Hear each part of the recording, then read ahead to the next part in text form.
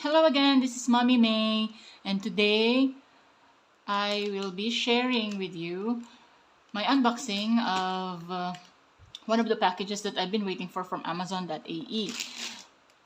Ito ay isa na namang JuJuBe item or items. So, let's see. Kanina pa to nasa labas. Since nag-ingat tayo, kailangan mo nating i-disinfect lahat ng mga natatanggap natin, especially yung mga deliveries. So, disinfect muna namin.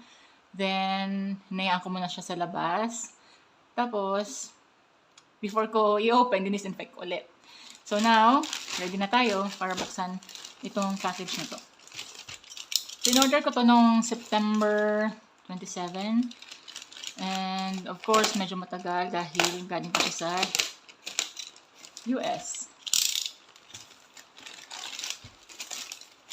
Ito ay ang magiging kapartner ng Be Supplied. Ito ay Be Equipped in Queen of the Nile print. So, kailangan natin siya ulit na i-disinfect.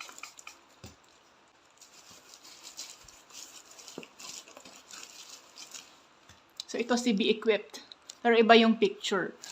Yung print na to ay Queen of the Nile. Ito yung actually, ito yung gustong-gusto kong print, Queen of the Nile. Pero, nung umorder ako ng Be Supplied, ang nakasale kasi is blackout print. Kaya yun, hindi ko nakuha si Queen of the Nile. Anyway, nagko-complement naman sila. Nagko-complement naman si Queen of the Nile at saka si Blackout. Kaya, okay lang din. Magiging kamatch pa rin naman niya. So, ito na siya. At last, may makakasama na si Be Supplied. Ang Be Equipped kasi ay dinesign for breast pumps. Kapag working mom ka at nagpa-pump ka, kailangan mo ng lalagyan ng breast pump parts. At the same time, kailangan mo din ng cooler for your expressed milk. Kaya, ito, 3-in-1. Meron din siyang wet bag. So, open ko na siya.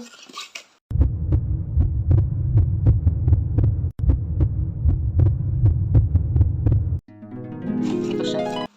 Ito yung wet bag. Ito yung wet bag niya. Dito, ilalagay yung mga nagamit mo na pump parts. Ay, mas malaki siya sa ina-expect ko. At mukhang kasya naman yung mga pump parts ng mga wearable pumps na ginagamit ko. So, ang zipper pull niya ay metallic. Ang ganda niya. Based sa mga nabasa ko at saka napanood kong reviews, ito ay made of Teflon fabric na resistant sustain. And itong loob naman niya ay nagpe-prevent ng odor-causing bacteria. So, to show kung gaano kalaki itong cooler bag na ito, itong insulated bag na ito, let's test kung kasya ba ang dalawang event. I think kakasya ang dalawang event at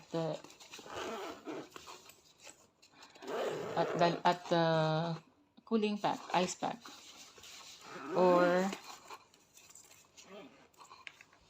Or I think kasya ang tatlong Medela na 150 ml, maliliit na bottles at ice pack. Ito nga pala ay 260 ml bottle ng Avent. May sealing disc siya kasi hindi naman to, this is meant for storage muna. So, ito naman yung second piece, mesh organizer pouch. Makikita mo yung loob ng pouch na ito. So, since I will be using wearable pumps, try natin kung mag-fit dito yung cup ng Yuha Gen 2. So, ito yung Yuha Gen 2 extra cups. Yan siya. Usually, nilalagay ko siya dun sa bag provided ng package ng Yuha Gen 2.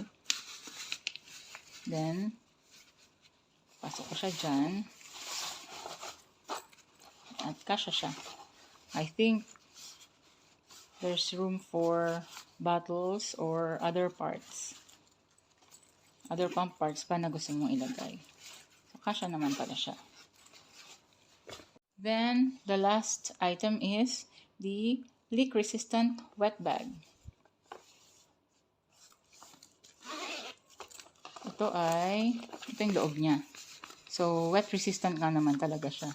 Halata.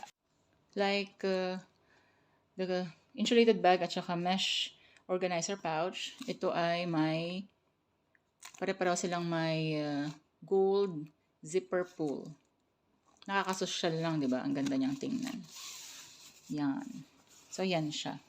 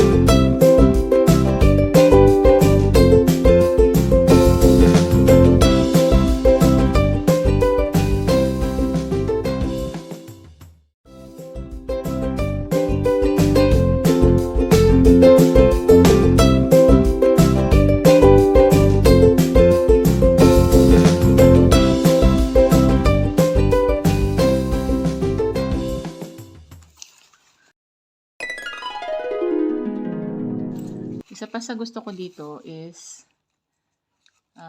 pwede mo siyang i-collapse na ganyan.